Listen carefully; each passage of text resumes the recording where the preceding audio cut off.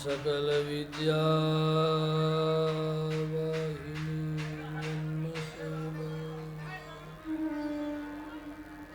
जनपथ परिवृत्ति शांत विश्रांत साकी निखिल कुमति माया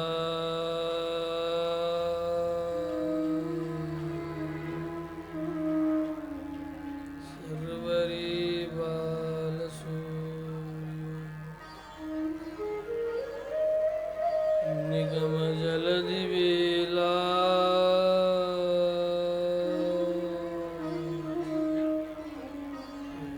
चंद्रो यतीन्द्रः अस्मद्गुरुभ्यो नमः अस्मत्परमगुरुभ्यो नमः अस्मत्सर्वगुरुभ्यो नमः।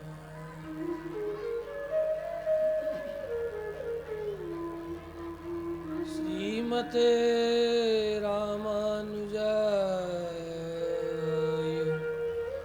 श्रीकृष्णचन्द्राय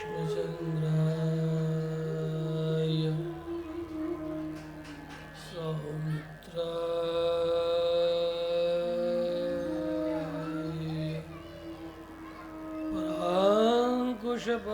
पराङ्कुशपरकालयति वरवरमुनिभ्यो नमः।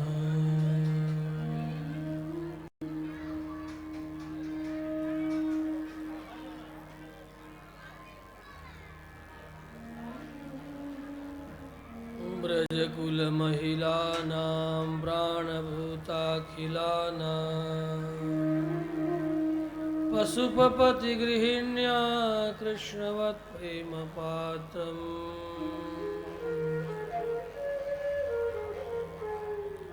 ललितललितान्तः स्नेहफुल्लान्तरात्मा स्नपयति निजदास्ये राधिका मां कदा नु कृष्णाय वासुदेवाय देवकी नन्दनाय च नन्दगोपकुमाराय गोविन्दाय नमो नमः।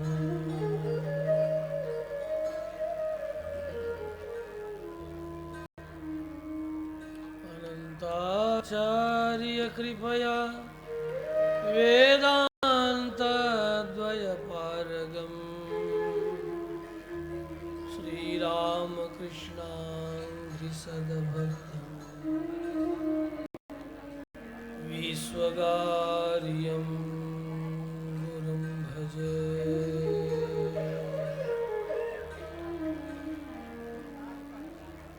विश्वगार्य कृपापात्रे मंत्रमंत्रार्थसारगे हरि सुदर्शनं वन्दे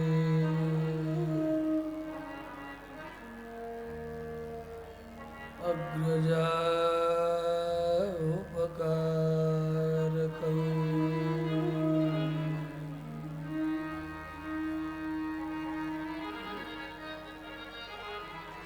श्री राम जय राम जय जय राम।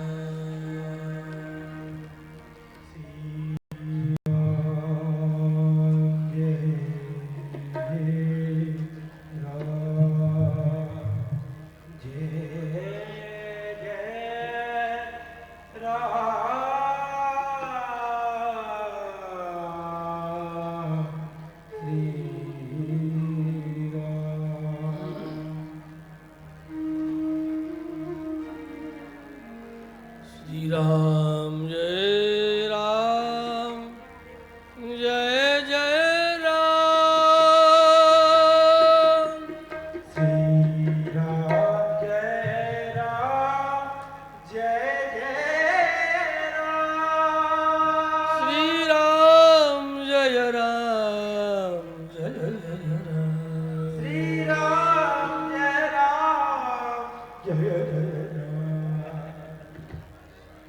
समवेत समुपस्थित श्रीमद्भागवती कथा वार्ता सात्वत संहिता परमहंस संहिता श्रीमद्भागवत महापुराण, जिनकी सन्निधि में हम सब नतमस्तक शरणागत हो उपस्थित हैं। भगवत कथा रस रसिक प्रेमियों, श्रद्धामयी वात्सल्यमयी सती सीता सावित्री इत्यादि दिव्य देवियों के चरित्र को अपने जीवन में चरितार्थ कर भारतीय सनातन धर्म की धूरी को सदा शुद्धता से अग्रसर करने वाले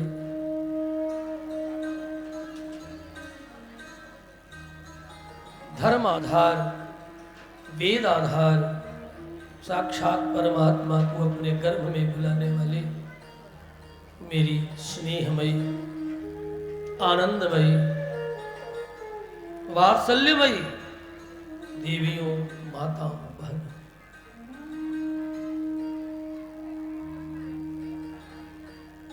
आमीन। आज सप्तम दिवस 7वें सत्र श्रीमद्भागवती कथा वार्ता का विराम दिवस, उपसंहार दिवस और योग की भाषा में सप्तम चक्र की ओर प्रयाण का दिवस है। 60 चक्र भेदन हो चुका है। अब आनंद में छठ खेलियां खेलने के लिए जीवात्मा सहस्रार की ओर अग्रसर होता है, जहां केवल आनंद ही आनंद है, जहां रूप है, रंग है, प्रतीक है, वेदों में वर्णित अनेक देवताओं का दिव्य आकार है, प्रकार है, रंग है, रूप है, सब। जहां सहस्त्रदल कमल पर एको हम बहुश्याम प्रजाये परमात्मा एक से बहुत भवन संकल्प करके वहां भी बैठा हुआ है। तुम्हारी औंधी खोपड़ी के भीतर बाहर में पूरे शरीर में जो बंधन को प्रदान करने वाले 6 चक्र है, इसलिए 60 चक्र की ख्याति। 6 चक्रों के संबंध में ही चर्चा। 7वां चक्र सहस्रार है, जहां आनंद है, उसी सहस्रार की ओर अग्रसर की आज की ये कथा है। 60 चक्र भेदन हो चुका। जीवात्मा अब किसी की आज्ञा में न रहा, केवल और केवल शरणागत है। एक ऐसी स्थिति आती है जब पुरुषार्थ भी शिथिल हो जाता है, तब तो केवल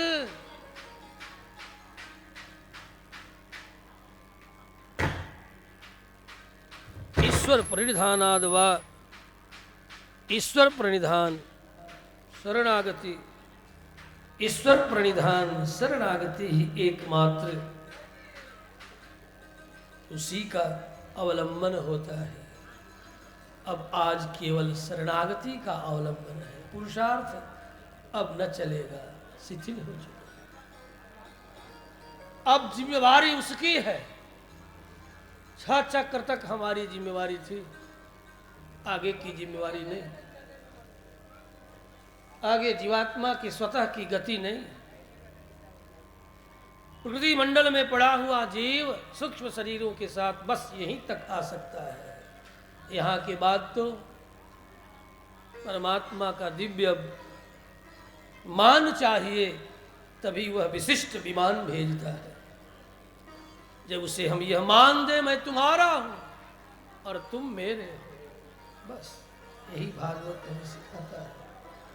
भागवत का बस इतना ही अर्थ है, तुम मेरे हो और मैं तुम्हारा।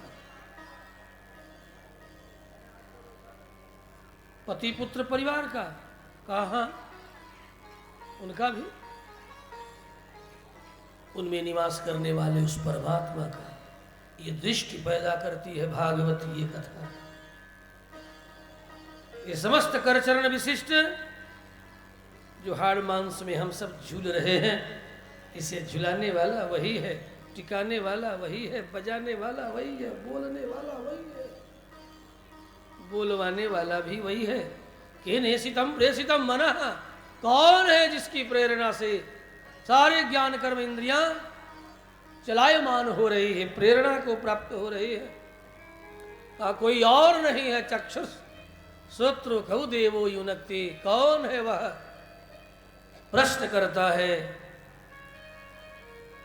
केनोपनिषद, प्रश्नोपनिषद भी यही प्रश्न करता है। सच कहा, कौन है वह जो है उसका आओ दो चार बार नाम ले लो।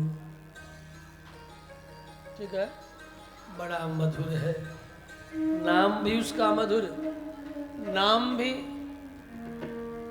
रूप भी, आकार भी, प्रकार भी, गुण भी, सब मधुर मधुर है। इसलिए कहा मधुर मधुर में तम मंगलम मंगलानाम भृगुवर नर मात्रम तारयेत कृष्ण नाम, तारयेत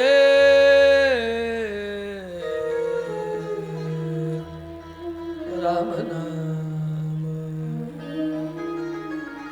इसलिए गाओ मेरे साथ मिलकर के, बेमेल मत बनना, छुप छुप छुप करके, छुप छुप छुप छुप छुप छुप करके मेल से चलना।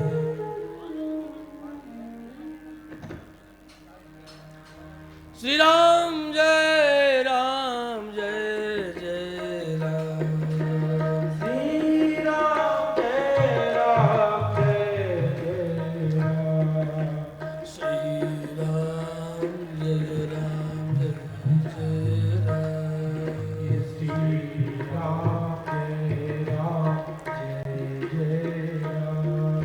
श्री राम जय राम, जय जय राम, श्री राम जय राम, जय जय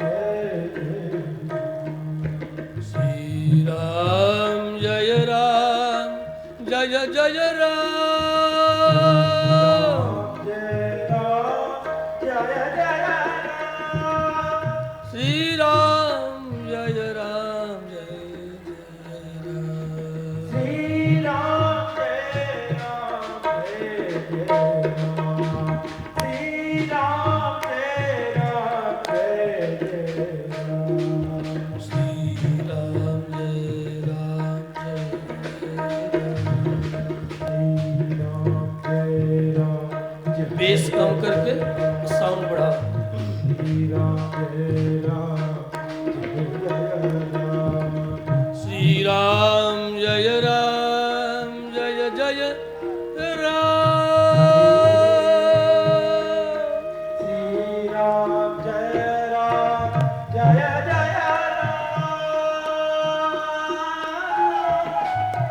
श्री राम जय राम, जय जय राम, श्री राम जय राम, जय जय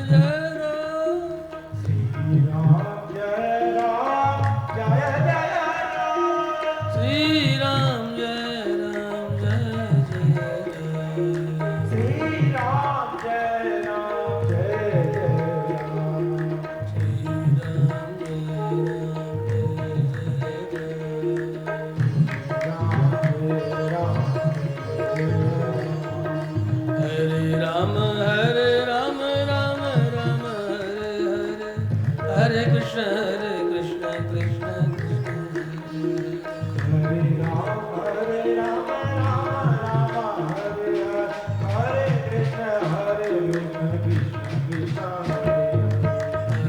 हरे Ram,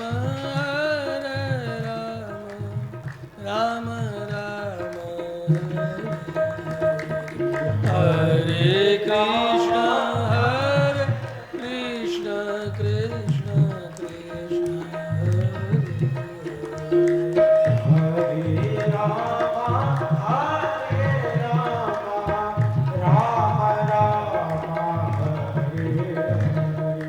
Hare Rama, Rama Rama, Hare Hare, Hare Krishna, Krishna Krishna, Hare Hare Rama, Rama Rama, Hare Hare, Hare Krishna, Krishna Krishna, Hare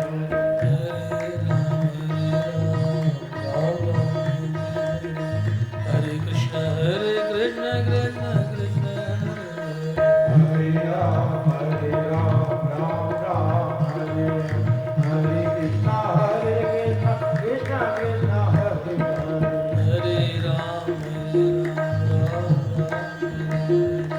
Hare Krishna, Hare Krishna, Krishna Krishna, Hare Rama, Rama Rama, Hare Hare, Hare Krishna, Krishna Krishna, Hare Hare. Hare Ram, Hare Rama, Rama Rama, Hare Hare, Hare Krishna, Krishna Krishna, Hare Hare. Hare Hare Rama, Rama, Rama Hare Hare, Hare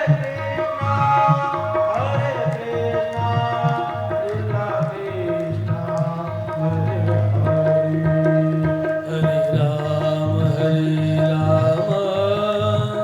Rama Ram, Hare Hare, Hare Krishna, Krishna Krishna, Hare Hare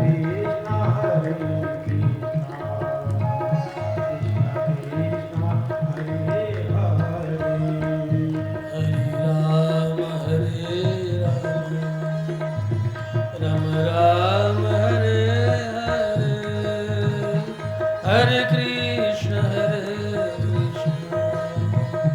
Krishna Krishna, Hare Hare.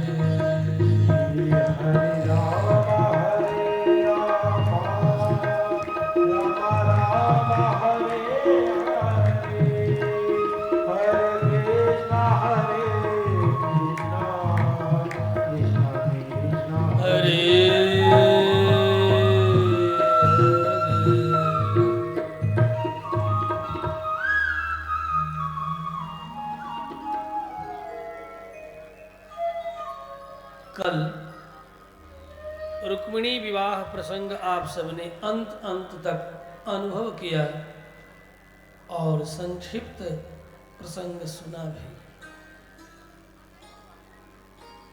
यद्यपि यह लौकिक आख्यान व्याख्यान लीला लगती है, लेकिन यह लौकिक लीला होते हुए भी अलौकिक है। रुक्मिणी जीव मात्र की प्रतिनिधि भूता देवी है। देखो, ये भागवत आज अंतिम दिन कह दूं, केवल गीत संगीत नहीं है, शुद्ध आध्यात्म है। गीत संगीत के माध्यम से आपका मन सुनने की पात्रता पा सके, ये उद्देश्य है। दूसरा उद्देश्य है, संगीत स्वतः मोक्षाश्रयी है। यदि वह ठीक ठीक लग जाए तो, यदि ठीक ठीक न लगे तो जैसे जगत बिगाड़ दे, मन बिगाड़ दे, वैसे संगीत भी मन बिगाड़ दे। जैसे दुनिया मन बिगाड़ दे, वैसे संगीत में भी दो प्रकार के संगीत है। एक परापश्यंत की ओर अग्रसर करने वाला संगीत, और एक जगत की ओर, माइक वस्तुओं की ओर अग्रसारित करने वाला संगीत। और भाषा में कहूं, एक श्लील संगीत और एक अश्लील संगीत। श्लील और अश्लील। वास्तव में भारतीय मनीषियों ने अश्लील का कहीं स्थान नहीं दिया है, कहीं स्थान नहीं।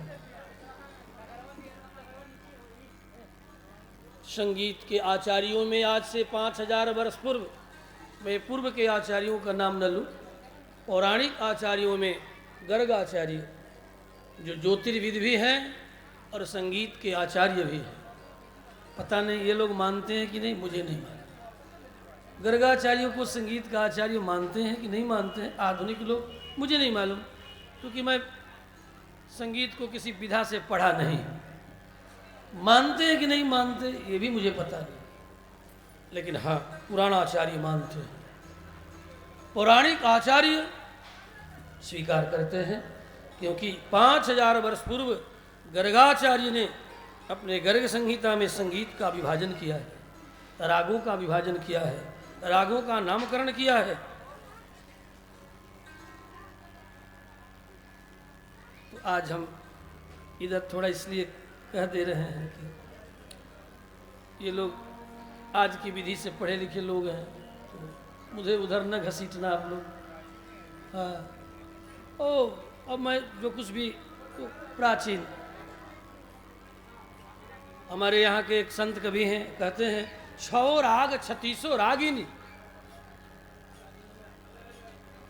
8 सुतन। 6 राग, 6 ना ज्यादा है,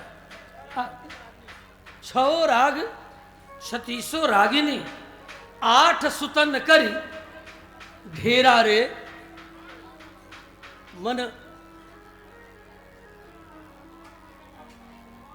मन ही के योगी केरा रे। मैं मन ही के योगी केरा रे, क्या तेरा रे, ऐसा अब शब्द उनका बिगड़ गया है, क्या सही है। मैं मन ही के योगी तेरा रे, 6 राग 36 रागिनी, 8 सुतन कर ढेरा रे, मैं मन ही के योगी तेरा रे। मेरा जरा ये उसको ठीक करो बच्चे।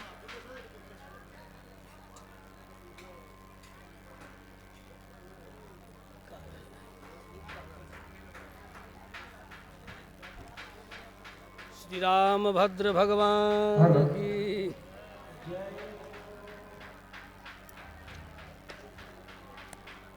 दाढ़ी कौन कट रख ले, बड़ा फ्रेंच कट रखा सभी लगता है, बड़ा शौकीन का मिजाजी है।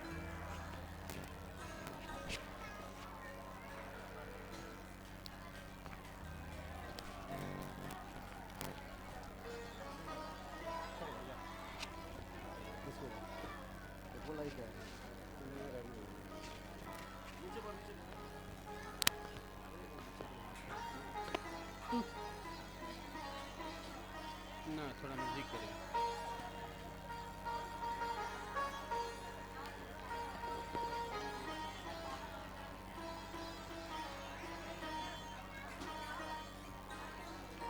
नारायण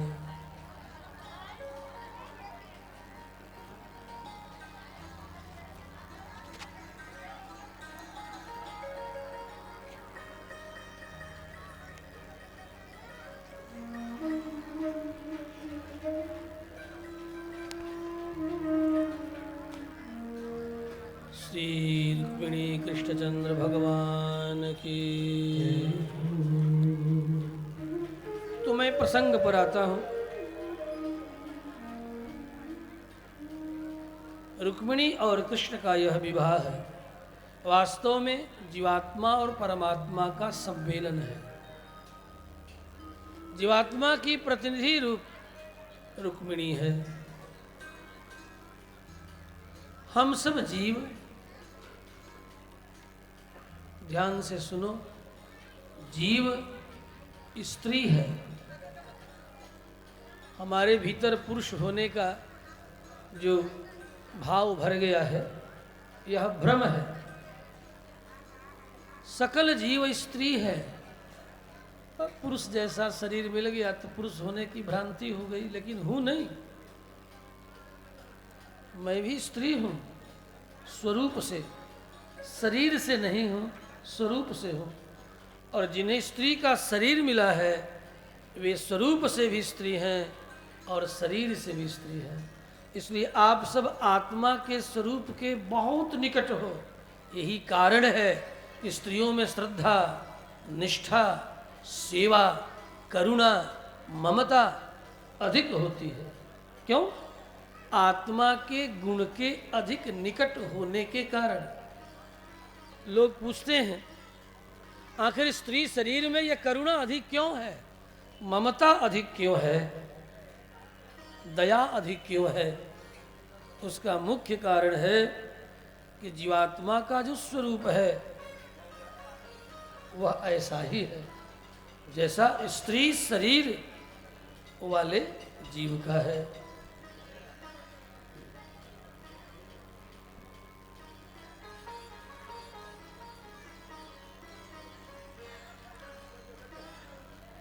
आगम ग्रंथ कहते हैं जीवात्मा कन्यका प्रोक्ता, मंत्र माता पिता गुरु, परमात्मा पति प्रोक्त, ब्रह्म संबंध लक्षण। जीवात्मा कन्यका प्रोक्ता, जीवात्मा को कन्या कहा। मंत्रो माता, मंत्र माँ है। किसी सदाचार्य, किसी योग्य गुरु से मंत्र जरूर ग्रहण करना कल्याण के लिए। जिसके प्रति बार बार चित्त आकृष्ट हो, इन्हें अपना गुरु बना लूं क्या, इन्हें बना लूं क्या, इन्हें स्वीकार कर लूं क्या? बार बार मन दौड़ करके उधर जाए, बार बार जाए तो समझ लेना तेरे प्रारब्ध का वही तेरा आचार्य है, तेरा गुरु है। अब यदि चुक गए तो अब पछताए हो तो क्या, जो चिड़िया चुग गई के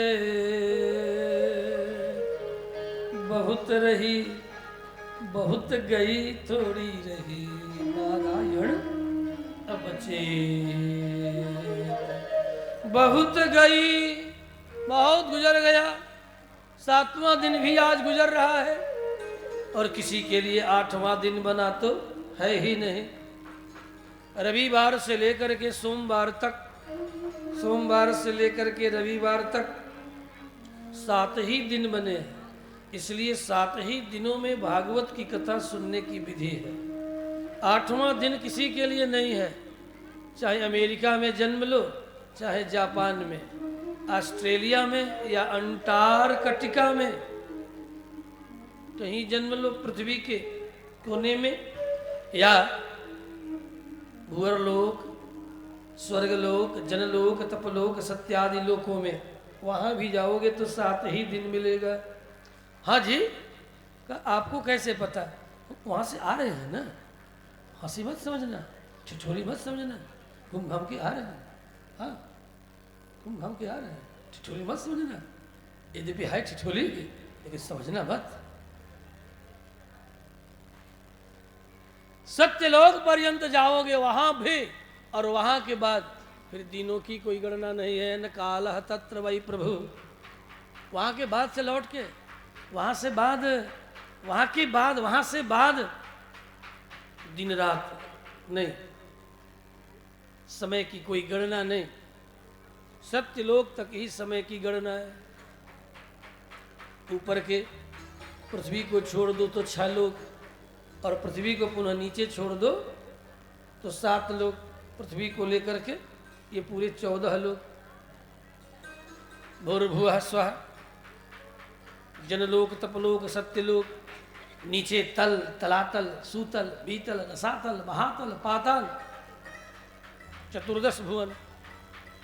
इन 14 भुवनों में ही समय काल अपना काम करता है, उससे बाहर काल की नहीं चलती। न कालः तत्र वही प्रभु, काल की प्रभुता नहीं चलती। वहाँ किसकी प्रभुता चलती है? कहा कालों के काल भगवान नारायण की प्रभुता चलती है। नाराह अयनम, नाराणाम अयनम, जो सारे जीव और प्रकृति के आश्रय है, जो यहाँ भी आश्रय है और वहाँ भी आश्रय है, जिनमें सारा घटपटादि नाम रूप दिखाई पड़ रहा है। जो कुछ भी नाम रूप दिख रहा है सब उन्हीं में है, वही सर्वाधार है। उसी को कहते हैं नारायण, उसी का नाम है ईश्वर, जो सबके द्रव्यमान का हेतु है, जो स्वतः भी द्रव्य है, जो सबके मान का हेतु है, कारण है।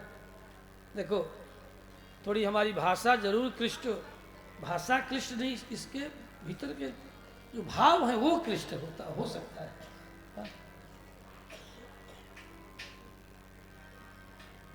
द्रव्य का जो मान है उसके वे कारण है। द्रव्य है, वे भी द्रव्य है, तुम भी द्रव्य हो, तेरा शरीर भी द्रव्य है, यहां तक कि तुम्हारा ज्ञान भी प्रसरण संकोचशालित्वात् ज्ञानमपि द्रव्यम, ज्ञान भी द्रव्य है। यद्यपि कुछ एक आचार्य, वेदांत के आचार्य ज्ञान को द्रव्य नहीं मानते, गुण मानते हैं, जैसे न्यायकार गौतम। तो मैं इस क्षेत्र में इस दृष्टि से न्यायकार गौतम का खंडन करता हूं, इसलिए कि मैं वेदांती हूं, बिना दांत का नहीं हूं, दांत वाला हूं, फिर भी मैं वेदांती हूं। हाँ हो। और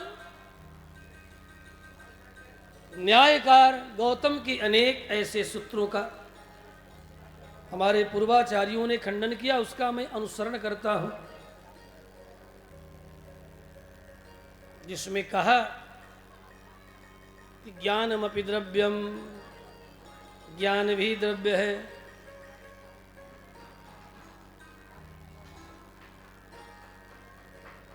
द्रव्य उसे कहते हैं जो गुण का आश्रय हो, गुण का आश्रय को द्रव्य कहते हैं। गुणाश्रयी द्रव्यम, द्रव्य की परिभाषा है। ऐसे दुनिया वाले कहते हैं द्रव्य, रुपया पैसा भी द्रव्य है, क्या सोना चांदी भी क्या है, द्रव्य ही तो है, नहीं है। ए बच्चा थोड़ा ये हमारा ठीक करो बच्चा, हाँ गला वैसे भी ऊंचा हो गया है, और ये साउंड बढ़ाओ, हाँ साउंड बढ़ाओ हमारा, हाँ तो झगड़ा करेंगे हम तुम्हारे साथ, हाँ साउंड बढ़ाओ, हम झगड़ जाएंगे। ये मत सोचो कि बोलेंगे नहीं, चुपचाप लगाए रहेंगे। वो जमाना गया चुप रहने का, मैं चुप नहीं रहता, अब मैं बोलता हूँ।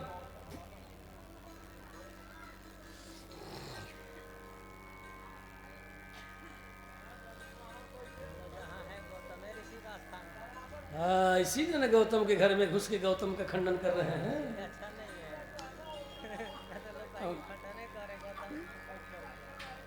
ऋषि गौतम के मत को वेदांत की दृष्टि से जो खंडनीय पक्ष है उसका तो खंडन मैं सर्वत्र करता।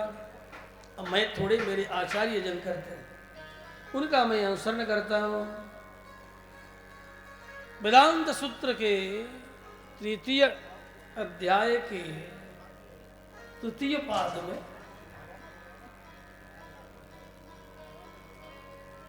स्वतः बादरायण वेदव्यास ने गौतम के मत का खंडन किया है।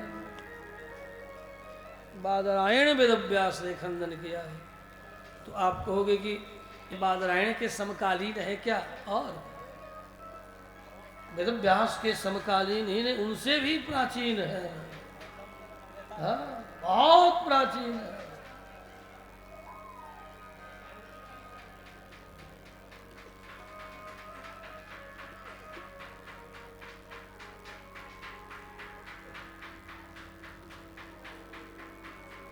श्री बालकृष्ण भगवान की तो बालकृष्ण की कथा चली गई। अब आओ किशोर कृष्ण भगवान की, इनकी भी कथा चली गई। अब आओ जुआ कृष्ण भगवान की। तो जुआ बन गए, कहाँ चले आए? द्वारिका। और द्वारिका में किसके साथ? रुक्मिणी के साथ। रुक्मिणी कौन है? हम सब जीवों की प्रतिनिधि है। जिस तरीका से, जिस रीति से उसने भगवान श्री कृष्ण को पाया है, वही रीति हम सब जीवों को भी अपनाना चाहिए। थोड़ा यहाँ व्याख्या करके मैं कथानक अग्रसर करूँगा। तो ठीक घड़ी 5 बजाते बजाते बंद। आज लेट नहीं करना है, इसलिए कि मैं भी सेट होकर के आया हूँ। क्या सेट होकर? यहाँ से प्रस्थान की मुद्रा में सेट होकर के आया हूँ। हाँ? मंच से उतरेंगे और प्रस्थान करेंगे। तुम कथा की दक्षिणा दो या मत दो, मैं चला जाऊंगा। ठीक है? अब ऐसे भी मैं दक्षिणा के लिए कहीं जाता भी नहीं। हाँ, यदि कोई दे दिया तो छोड़ता भी नहीं, ये भी पक्की बात है। दे दिया तो छोड़ूंगा भी नहीं, लेकिन नहीं दिया तो। इसलिए हमारी कथा कराने के लिए डरना मत। अरे क्या पता ये गणेशवा कितना रुपया दिया होगा। हाँ? ये गणेशवा कहा जाने कितना रुपया दे के बोले लो ये साधु के। हाँ? इसलिए डरना मत, सबके लिए कह रहा हूँ। हाँ, दक्षिणा लेने के लिए कहीं जाता नहीं और दे दे पर छोड़ता नहीं।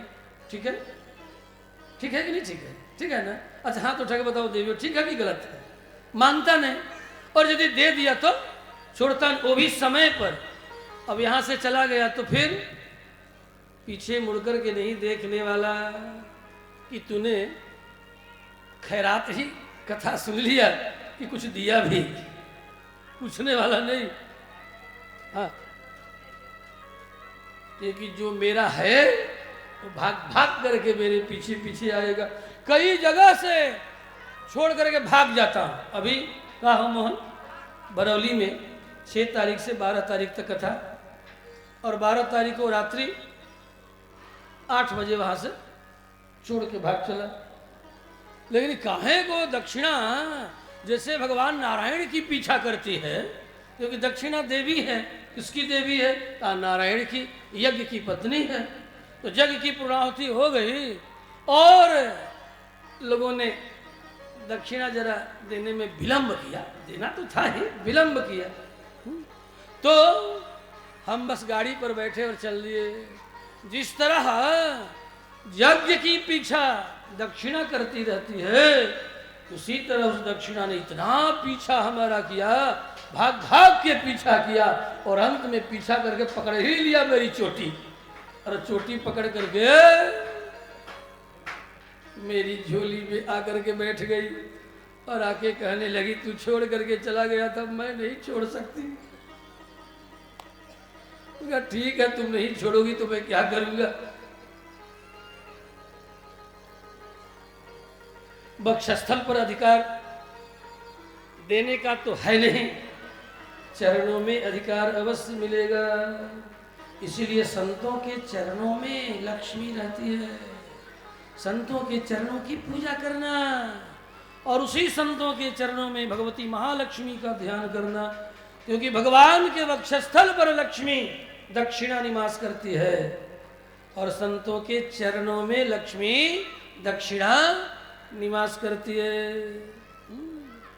इसलिए उनके चरणों की पूजा करना, उसमें भी दक्षिण अंगुष्ठ में सकल तीर्थों के साथ भगवती वास करती है। ये सौभाग्य भगवान को भी नहीं है। है? ये अवश्य है कि दक्षिणा के समतुल्य भगवती तुलसी अवश्य भगवान के चरणों में रहती, लेकिन लक्ष्मी जरा माननी है, माननी है, बड़ी माननी है। माननी मतलब समझती हूँ, अब घमंडी कहना ठीक नहीं है, थोड़ा अशिष्ट भाषा होगा। अशिष्ट भाषा का प्रयोग तो कर सकते नहीं, क्योंकि हमारे बाप दादों लकड़ दादों की भी माँ है, तो बताओ सबकी माँ है, अब ऐसी माँ को ऐसा कहूँ तो ठीक नहीं लगेगा। लेकिन माननी है, वे भगवान के वक्षस्थल को छोड़ करके अवतार में यदि अकेले भी अवतार लें, रामावतार, कृष्णावतार, नरसिंहावतार, वामनावतार इत्यादि, उस समय अवतार काल में भी उनके वाम वक्षस्थल पर निवास करती है रोमावली के रूप में, काले काले रोमावली के रूप में भगवान के बाएं वक्षस्थल पर भगवती कहती है छोड़ूंगी नहीं, चिन्ह के रूप में ही रहूंगी, लेकिन रहूंगी। तभी तो जब कृष्णावतार हुआ तो महापुरुष लक्षणम, महापुरुष का लक्षण देखा वसुदेव ने, रे ये तो कोई महापुरुष है, कैसे पहचाना? तो वक्षस्थल पर वामावर्त रोमावली, जिस बालक के वक्षस्थल पर, छाती पर, ध्यान दो आज देवियों, जिस बालक के बाईं छाती पर काले काले बाल वाले और काले काले धब्बे, जिसके रोम दक्षिणावर्त हो, ऐसे घूमे हो, समझे कि नहीं? दक्षिणावर्त, जैसे मैं बता रहा हूं, ऐसे घुमा हो, दक्षिणावर्त घुमा हो, समझ लेना कि वह बालक भगवान नारायण के शक्ति से युक्त होगा, विलक्षण होगा। कहाँ हो? वक्षस्थल पर, वाम वक्षस्थल पर हो तो। और यदि पीठ पर बन गया तो जन्म का दलीदर, जन्म के दलीदर होगा। और वाम वक्षस्थल पर यदि मिल गया तो वो भागता रहेगा, और लौकिकी अलौकिकी लक्ष्मी पीछा करती रहेंगी। सब लक्षण बताए देता हूं, अब तो चलना ही है। और हरि अनंत, हरि कथा अनंत, भगवान की कथा का तो कोई अंत है नहीं, और हमने सुनाया भी बहुत, फिर भी बहुत रह गया, क्या बताएं।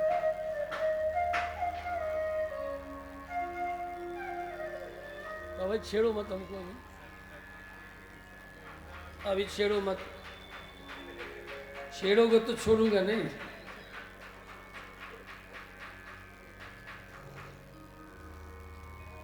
तो ही रुक्मिणी और कृष्ण का अध्यात्म बता रहे थे। जीव की प्रतिनिधि होता तो कोई जीव भगवान को कैसे प्राप्त करता है? रुक्मिणी के जीवन चरित्र के द्वारा हमें भगवत प्राप्ति का मार्ग ढूंढ लेना चाहिए, समझ लेना चाहिए। थोड़े में कहूं, देवर्षि नारद भीष्मक के घर आते, और नारद कौन है? संत। कौन है नारद? कौन है? साधु है। कौन है? साधु है, संत है, जो बीणा पर तान छेड़ करके हरिनाम का स्मरण करते रहते हैं। जो हरिनाम के स्मरण में मग्न रहे उन्हें सज्जन कहा जाता, संत कहा जाता है।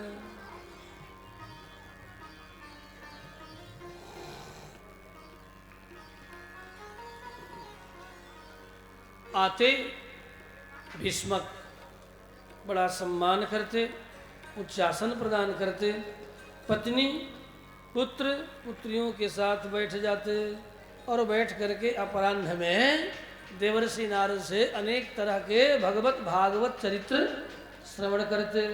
सुनते सुनते सुनते सुनते रुक्मिणी देवर्षि नारद के श्रीमुख से द्वारिकाधीश वसुदेव नंदन, जसोदानंदन, देवकी नंदन, श्री कृष्ण के रूप, सौंदर्य, लावण्य, स्थैर्य, धैर्य, चातुर्य इत्यादि गुणगणों के संबंध में भी सुना।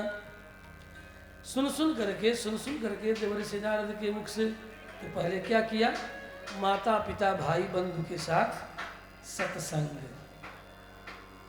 ये पहला सूत्र निकल के बाहर आ जाए। अब चूंकि उपसंहार कर रहा हूं, बहुत सी कथाएं नहीं छू सकूंगा, इसलिए उपसंहार का सूत्र दे रहा हूं भागवत का। भगवत प्राप्ति का सूत्र मार्ग।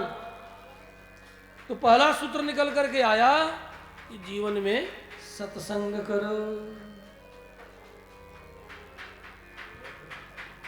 इसे यूं ही मत जाने दो।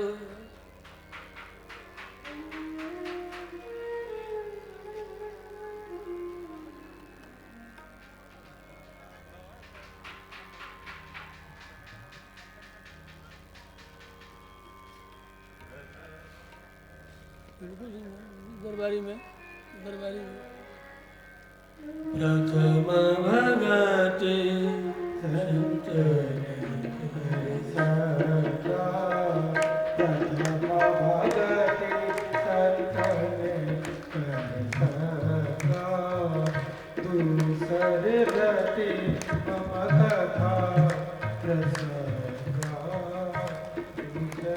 एक ही चौपाई को दोहराओ।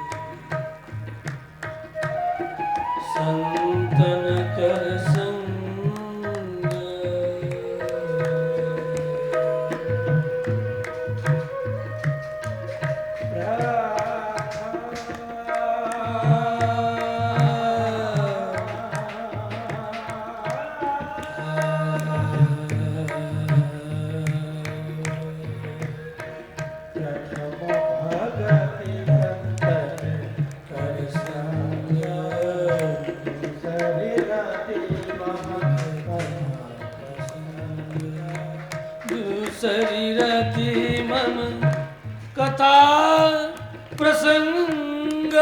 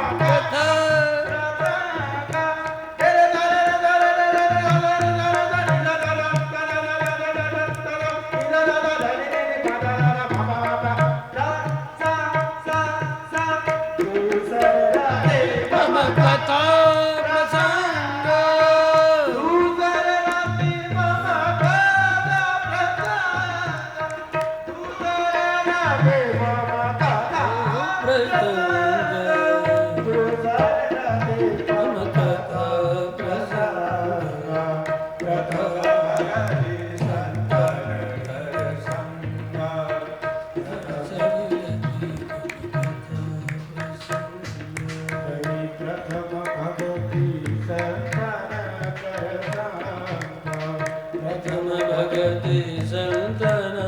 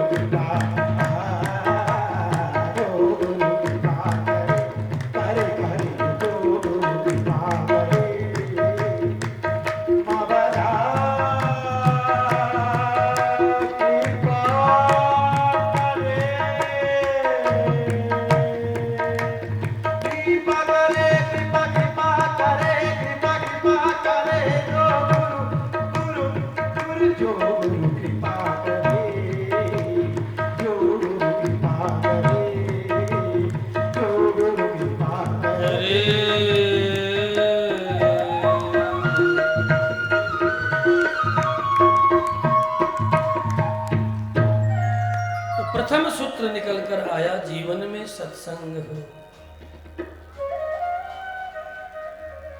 सच्चे संतों का संग भगवंत की ओर अग्रसर कर देता है। पिता कौन है? यहाँ भीष्मक पिता है। अध्यात्म में पिता कौन है? कहा गुरु पिता है। मंत्र मां है। जीवात्मा कन्या है। जीवात्मा कन्या का प्रोक्ता मंत्रो माता पिता गुरु। और जब तक मंत्र प्रदाता गुरु रूप पिता की प्राप्ति नहीं होती तब तक जीवात्मा का कल्याण नहीं होता है। गुरु भी पिता है, पालन करता है। किसका? शरीर का नहीं। तुम्हारे संस्कार का, तुम्हारी आत्मा का, तुम्हारे ज्ञान का भरण पोषण करता है। वो रोटी दाल की व्यवस्था नहीं करता, वो ज्ञान से पुष्ट करता है जीव को। ये सब तो लौकिक है। वह अलौकिक खुराक देता है जिससे कि जीवात्मा पुष्ट हो जाए, उसका भरण पोषण हो सके। इसलिए भरण पोषण के कारण ही गुरु को विष्णु के रूप में भी स्मरण किया गया। गुरुर ब्रह्मा गुरुर्विष्णु गुरुर्देव महेश्वरः गुरु साक्षात् परब्रह्म तस्मै श्री गुरवे नमः। भरण पोषण के कारण, ज्ञान का पालन किए जाने के कारण गुरु विष्णु के रूप में स्मरण किया गया। इतना ही नहीं, गुरु ब्रह्मा भी है। ब्रह्मा सृष्टि का कार्य करता है। गुरु हृदय में ज्ञान की सृष्टि करता है। ज्ञान की ज्योति ऐसा जगाता है कि निरंतर ज्ञान दीप लाओ जलता रहे। इसलिए गुरु ब्रह्मा भी है। सृष्टि करने के कारण, ज्ञान की सृष्टि के कारण गुरु ब्रह्मा है। और जन्म जन्मांतर कल्प कल्पांतर की रुचि, वासना, इच्छा, आकांक्षा, अनेक प्रकार की रुचि वासना के कारण हृदय में जो अज्ञान छाया हुआ है, उस अज्ञान रूप अंधकार को अपने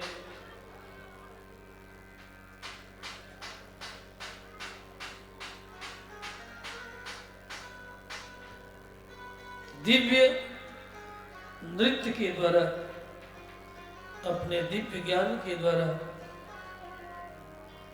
उसका नाश कर देते हैं। तो नाश किए जाने के कारण गुरु महेश भी है। अज्ञान रूप अंधकार को जला करके भस्म कर दे, नाश कर दे। इसलिए गुरु महेश के रूप में भी स्मरण किया गया। और अंत में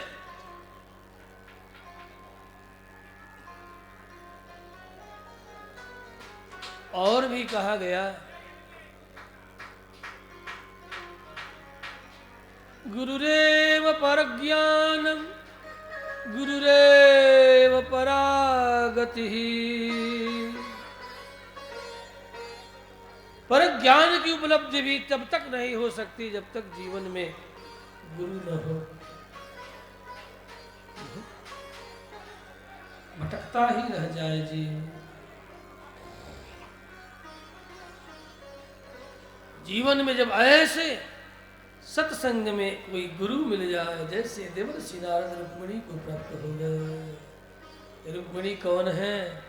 नारायण देवर्षि नारद कौन है? रुक्मिणी के गुरु हैं। और गुरु के चरणों में शरणागति किया है।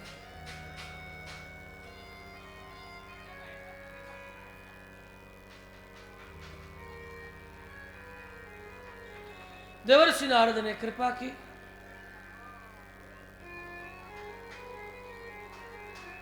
और कृपा पूर्वक समझा दिया, हे कन्या भीष्म कन्या रुक्मिणी, तुम्हारे को साक्षात भगवान नारायण प्राप्त होंगे, पति के रूप में प्राप्त होंगे। कोई भी और प्रस्ताव यदि कहीं से आता है तो खबरदार डट के मुकाबला करना है। गुरु ने पहले ही सतर्क कर दिया। रुक्मिणी सयानी हुई, अर्थात जीवात्मा जब ज्ञान विज्ञान से पुष्ट होकर के संस्कार युक्त हो जाए तो जैसे सयानी बेटी जब हो जाती है तो उसको योग्य वर को ढूंढ करके समर्पित कर देने में ही माता पिता का हित है।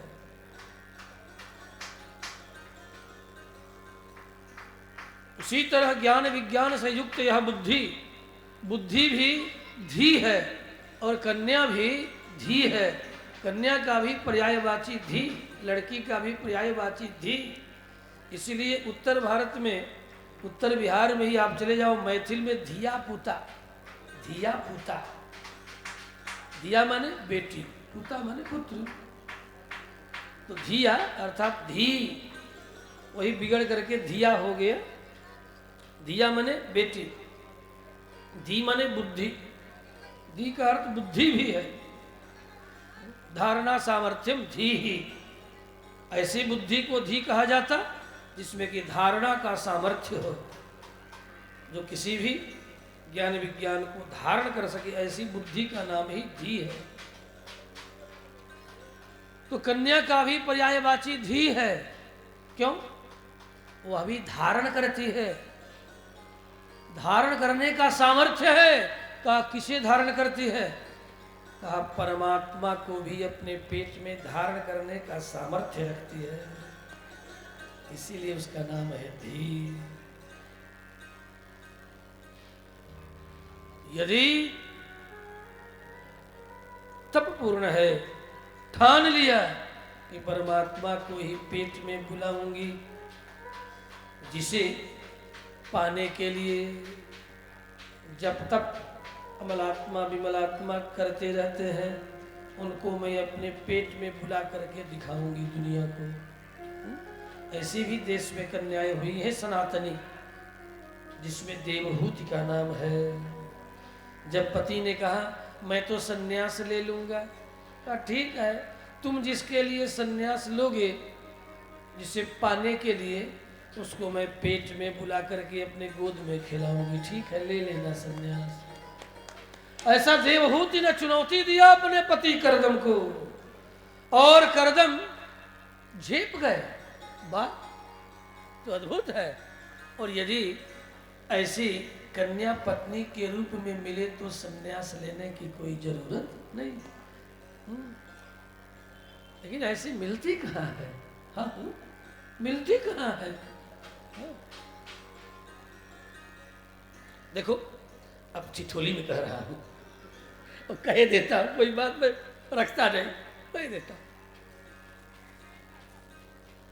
यद्यपि नहीं कहना चाहिए, लेकिन कह देता हूं। हाँ, कहने में आनंद भी आएगा और सच प्रकट होगा।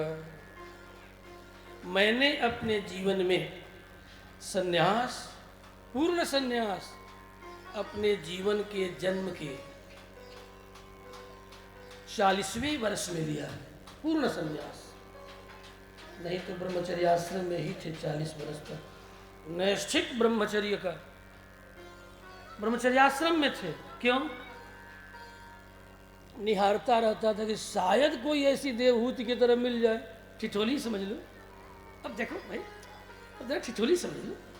निहारता रहा 40 वर्ष तक कि कोई देवहूति की तरह मिले, तब तो ठीक है। नहीं तो ये कामक क्रीड़ा करने वाली कन्या मिल जाए तो बेड़ा गर्क हो जाए। हमने कहा इस कलयुग में संभव नहीं है। दाएं बाएं आगे पीछे बहुत नजरें दौड़ाया है। देखो भाई, सच को कहना चाहिए, कहना चाहिए, ये मत सोचो, क्योंकि हो सकता है कि इतनी सब माताएं देवियां बैठी सोच रही होगी भाई ये अकेला क्यों रह गया। मैं देवहूति के तरह किसी कन्या को ढूंढ रहा था।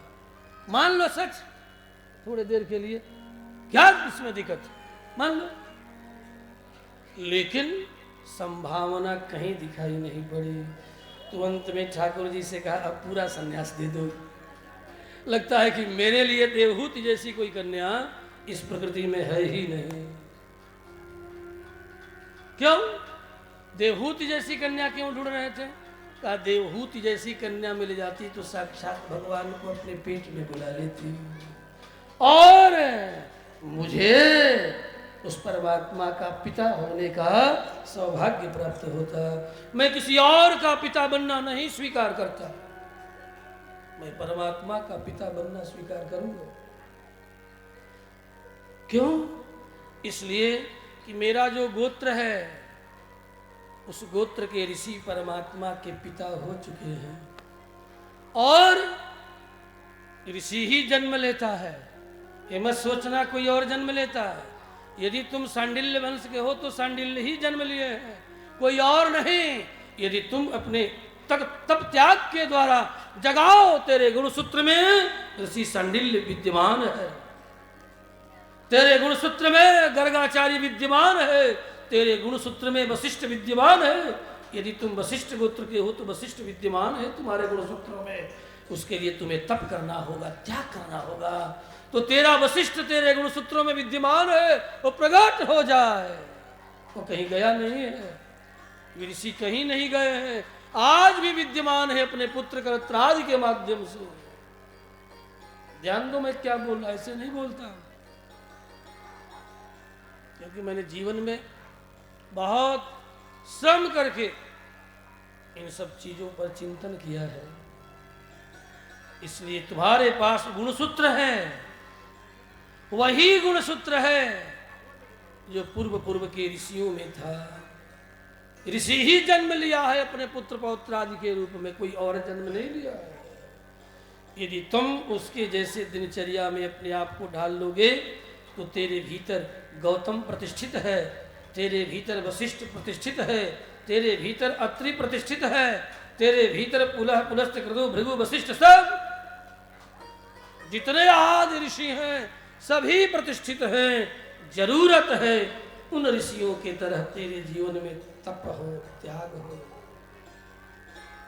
तप के द्वारा तेरा गुणसूत्र उस ऋषि को प्रकट कर देगा, तेरे ही अंतर हृदय से प्रकट कर देगा। कहीं बाहर जाने की जरूरत, शरीर भी बदलने की आवश्यकता नहीं है। इस बात को इसलिए कह रहा हूं कि कोई भी ऋषि मरा नहीं है, अपने पुत्र पौत्र आदि के द्वारा आज भी विद्यमान है।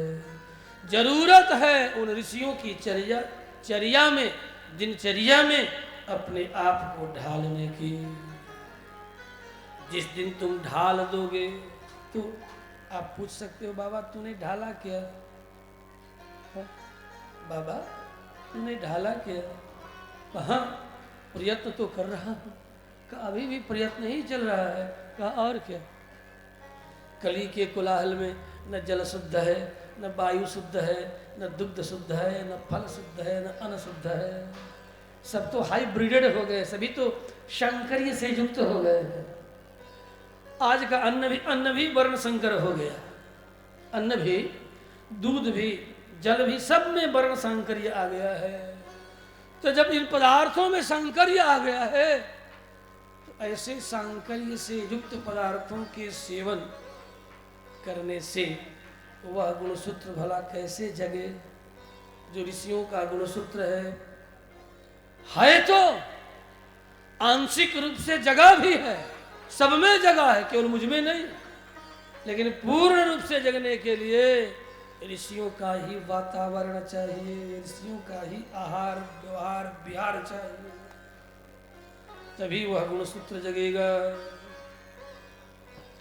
श्री राम भद्र भगवान की